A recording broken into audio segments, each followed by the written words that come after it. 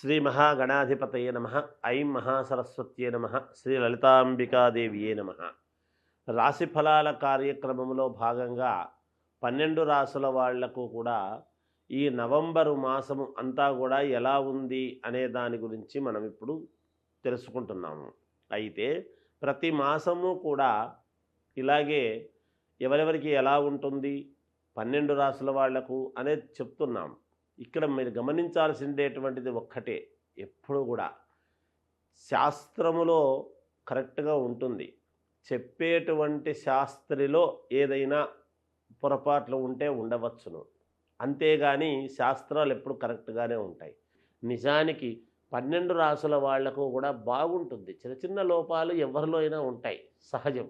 అందుకని చాలా జాగ్రత్తగా విని పాటించి మీ జీవితాన్ని మలుపు తిప్పుకుంటారు అని నేను ఆశిస్తూ, సింహరాశి వారికి ఈ నవంబరు మాసము అంతా కూడా ఎలా ఉంది అంటే బాగుంది అని తెలియజేస్తూ ఉన్నాను.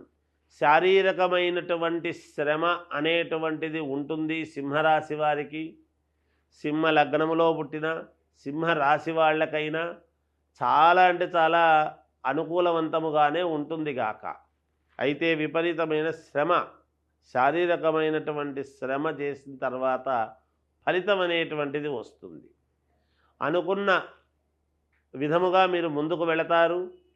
ప్రతి పనిలోనూ సఫలీకృతము కావటానికి కావాల్సినంతగా శ్రమ పడతారు. కాబట్టి సత్ఫలితాలే పొందుతారుగాక. ఎంత తిరుగుతారో అంత ఫలితం అనేటువంటిది మీకు ఉన్నది. అందరినీ కలుపుకొని ముందుకు వెళ్ళాలి అనేటువంటి భావన ఉంటుంది. అన్ని రకాలుగా ఏది చేసినా ఒక పద్ధతి ప్రకారముగా అందరూ మెచ్చుకునే విధముగా, ఒకరి నుంచి మాట వచ్చే విధంగా లేకుండా దాన్ని ఇవాళ ఉండేటువంటి ఇది మళ్ళీ రేపు మనకు అనుకూలంగా రావాలి వీళ్ళు అనేటువంటి భావనతో చేసుకుంటూ వెళ్ళడం జరుగుతుంది. ఒక వ్యాపారం చేసినా ఒక పద్ధతి ప్రకారముగా చేయటం, దాంట్లో అనుకున్నంత లాభాలు సాధించుకోవటము, అలాగే ఒక ఉద్యోగం చేస్తున్న ఒక క్రమశిక్షణగా చేయటం, చేసి దాంట్లో లాభాలు అంటే జాగ్రత్తగా ప్రశంసలు పొందటం, అలాగే ఇంకేదైనా ప్రైవేటు రంగాలలో స్వశక్తితో పనిచేసుకుంటూ ఉండిన ఒక పద్ధతి ప్రకారముగా చేయడం అనేటువంటిది జరుగుతుంది గాక. మీరు ఎప్పటి నుంచో అనుకున్నటువంటి పనులు కొన్ని నెరవేరటం లాంటివి జరుగుతాయి. అబ్బా చాలా సంతోషము, మానసికంగా ఇది ఎప్పటి నుంచో ఉండింది మనకు, ఇప్పుడు మనకు మేలు జరిగింది అని సంతోషపడడం జరుగుతుంది గాక. బంధుమిత్రుల అందరితోనూ సంతోషముగా గడుపుతారు, ఆనందంగా గడుపుతారు. మనస్సుకు ఎక్కడ లేని ఉత్సాహం అనేటువంటిది ఉంటుంది. ఆ ఉత్సాహంతో సంతోషముగా ఏదో నాకు చాలా వచ్చింది అనేటువంటి భావనతో గడపడం లాంటివి జరుగుతాయి. వెహికల్స్, వాహనాలు కొనడం లాంటివి జరుగుతాయి. కొత్త వాహనాలు కొంటారు. కొత్త ఇల్లు కొనడానికి కావాల్సినటువంటి ప్రయత్నాలు చేస్తారు. అంతేకాకుండా లోన్లు ఏవైతే మాకు రావు, నాకు కుదరదు, నేను ప్రయత్నం చేసినా ఎప్పుడు రాదు అని అనుకునేటువంటి వాళ్లకు కూడా ఏదో ఒక రూపకముగా వేరే వాళ్ళ ద్వారా కానీ, ఇంకొకరి లోన్తో కానీ, లేదా ఇంకొకరి పేర్లతో కానీ మీరు కొన్ని వస్తువులు సేకరించుకోవటము, లేదా ఇల్లు కొనడము, వాహనము కొనడము, ఇలాంటివి ఏవైనా సరే మొత్తానికింతకు మీరు ఆ కార్యక్రమాన్ని పూర్తి చేసి మీ ఇష్టిని తీర్చుకోవడం అనేది జరుగుతుంది కాక, మీ కోరిక తీర్చుకుంటారు. అంతేకాకుండా ప్రయాణాలు, అనూహ్యమైనటువంటి ప్రయాణాలు చేస్తారు. మానసికంగా కించిత్ అయిన వాళ్ళతోనే ఏవైనా చిన్న మనస్పర్ధలు లాంటివి వస్తాయి. అయినా సర్దుకొని ఒక పద్ధతి ప్రకారముగా నిలబడడం అనేటువంటిది జరుగుతుంది. భూముల వలన చాలా మేలు జరుగుతుంది గాక. మీకు ధన ఆదాయం అనేటువంటిది బాగుంటుంది.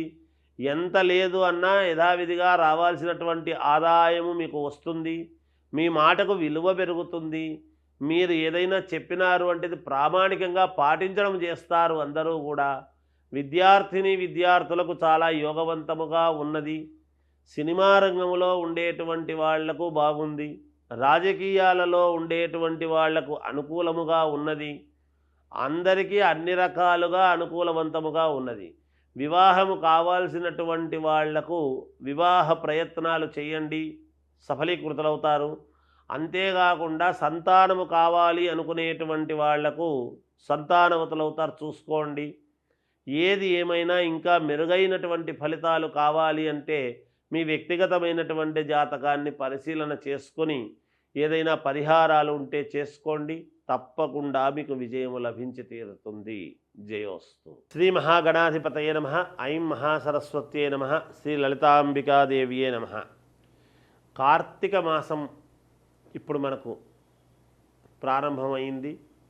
ఈ కార్తీక మాసములో అందరూ పాటించాల్సినటువంటి నియమాలు ఏమిటి అనేటువంటివి ఒక్కసారి మనం చూసుకున్నట్లయితే ప్రతి వాళ్లకు కూడా మనకు కొన్ని కోరికలు ఉంటాయి. ఎన్ని పూజలు చేసుకున్నా, ఎంత చేసినా మనకు కావాల్సినటువంటివి ఏవో కావాలి, మనకు జరగాల్సినటువంటివి జరగాలి అనేటువంటివి ఉంటాయి. ఇక్కడ జగన్మాత జగత్పిత అయినటువంటి పార్వతీ పరమేశ్వరుల యొక్క పుణ్యమైనటువంటి మాసము ఈ కార్తీక మాసం. పరమేశ్వరుడికి అత్యంత ప్రీతికరమైనటువంటి మాసము ఈ కార్తీక మాసం. ఈ కార్తీక మాసములో కార్తీకము అంటూ ఉంటారు. కార్తీకము అని దీర్ఘం అనకూడదు, కార్తీకం అనాలి. అందువలన ఈ కార్తీక మాసములో ఎక్కువగా కార్తీక దీపాలు అని పెడుతూ ఉంటారు. కార్తీక దీపం అని పెడతారు. ఈ దీపాలు పెట్టడం అనేటువంటిది చాలా యోగదాయకం. ఇంటి ముందు ఎప్పుడైతే ఇంటి ఇల్లాన్లు అందరూ కూడా, ఆడవాళ్ళంతా కూడా ఇంటి ముందు దీపారాధన, నెయ్యితో దీపారాధన ఒత్తి వేసి దీపారాధన వెలుగు అనేటువంటిది చేస్తామో, ఆ ఒత్తి ఆవు నెయ్యితో దీపారాధన చేసినటువంటి దాని వలన వచ్చేటువంటి పొగ ఏదైతే వస్తుందో అది మనకు సమాజంలో ప్రకృతిలో ఉండేటువంటి కాలుష్యాన్ని తగ్గించి తద్వారా జంతువులకు కానీ పక్షులకు కానీ మనకు కానీ మంచి చేసేటువంటి దానికి ఎక్కువగా అవకాశాలు ఉన్నాయని శాస్త్రాలు చెబుతూ ఉన్నాయి. అందువలననే మనము కార్తీక దీపాలు అనేటువంటివి పెట్టుకోవడం జరుగుతూ ఉన్నది. అలాగే కార్తీక పౌర్ణమి నాడు ఆకాశ దీపం అని పెట్టుకుంటాము మనము. శ్రీశైల శిఖరము దృష్ట్వా పునర్జన్మన విద్యతే అని ఎలా అయితే చెప్పారో శాస్త్రంలో, కార్తీక మాసములో ఈ కార్తీక దీపం అనేటువంటిది నెయ్యి తీసుకొని వెళ్ళి నెయ్యి ఒత్తులు 365 ఒత్తులు వెలిగించటములో ఆంతర్యం ఏమిటి అంటే తెలుసో తెలియకో చేసినటువంటి పాపాలు 365 రోజులు సంవత్సరము పొడవునా తెలుసో తెలియకో చేసినటువంటివన్నీ కూడా ఈ 365 ఒత్తులు వెలిగించి దీపారాధన చేసినటువంటి దాని వలన మనము చేసినటువంటి పాపాలు హరిస్తాయి అనేటువంటిది కూడా ఉన్నది. అందువలననే అక్కడ ఈ కార్తీక మాసములో కార్తీక పౌర్ణమికి ఈ దామోదర దీపం అనేటువంటిది పెడతాం మనం. ఆకాశ దీపం ఆకాశములో అంటే ఎక్కడ, ధ్వజస్తంభము మీద అనేటువంటిది ఉంటుంది. అలా పెట్టడంలో ఆంతర్యం ఏమిటంటే ఆ రోజు శివకేశవులకు ఇద్దరికీ ప్రాధాన్యత.